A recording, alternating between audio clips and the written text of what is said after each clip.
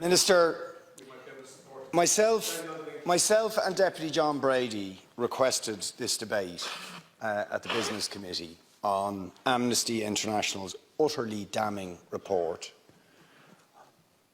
that Israel is a state that is operating a system of apartheid, and in doing so are committing crimes against humanity, and call for sanctions to ensure that that system, that inhumane and inhuman system, is dismantled. Now, we called for this debate prior to the barbaric invasion of Ukraine by Vladimir Putin. And all of us have rightly condemned the crimes against humanity that are being committed by Vladimir Putin in Ukraine.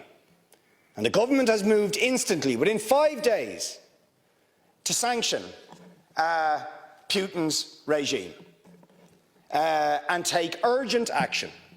And the strength of language that was used, rightly, against Putin as a barbarian, as a thug, as a murderer, as a warmonger, all of which are true, all of those things apply to the State of Israel in its treatment of the Palestinians, and yes, the government is concerned about its use of language and doesn't feel it is appropriate to even use the word apartheid when Amnesty International, the most respected human rights organisation in the world, and Human Rights Watch, within a very short period of time, issue these damning reports saying that Israel, since its foundation, has been built on a system of oppression and domination and apartheid and racism, involving the murder of unarmed, innocent civilians on a regular basis,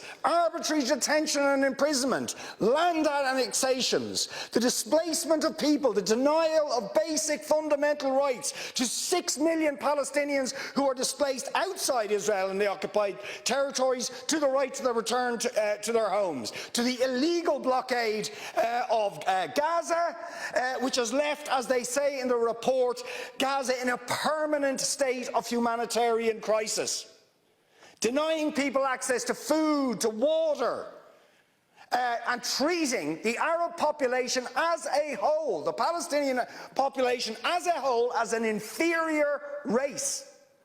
I mean, it doesn't get stronger than this. And yet you want to be careful about your language.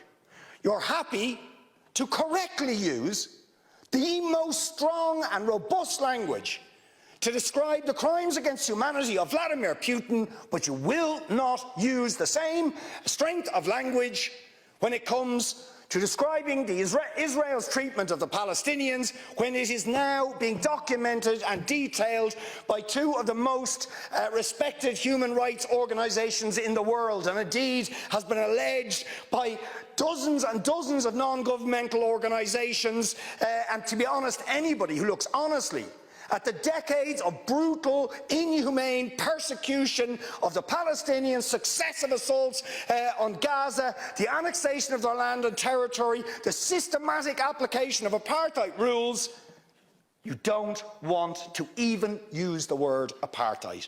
Never mind sanctions. 5 days sanctions against Putin and his thugs, 70 years of oppression by the Palestinians, and it wouldn't be, what was the word you used? It wouldn't be helpful to impose sanctions. Amnesty International are calling for Israel to be referred to the International Criminal Court for crimes against humanity. Will you support it? They are calling for targeted sanctions against Israeli officials who are perpetuating the system of apartheid, just exactly the same types of sanctions you've just initiated against Vladimir Putin. Will you support it? And I think the answer is clearly you're not going to. And then we ask the question, why? Why? Now, you see, if you're going to have moral standards, those standards have to be consistent. Otherwise, they are not standards at all. They are just cynicism. And of course, we all know the reason that the standards are not consistent is because to call out the apartheid state of Israel would be to run foul of the concerns of certain states that are now presenting themselves as defenders of democracy and so on, such as the United States, the UK, Germany and other powers, whose relationship with Israel, supporting it and backing it, means that the European Union's moral credentials are bankrupted.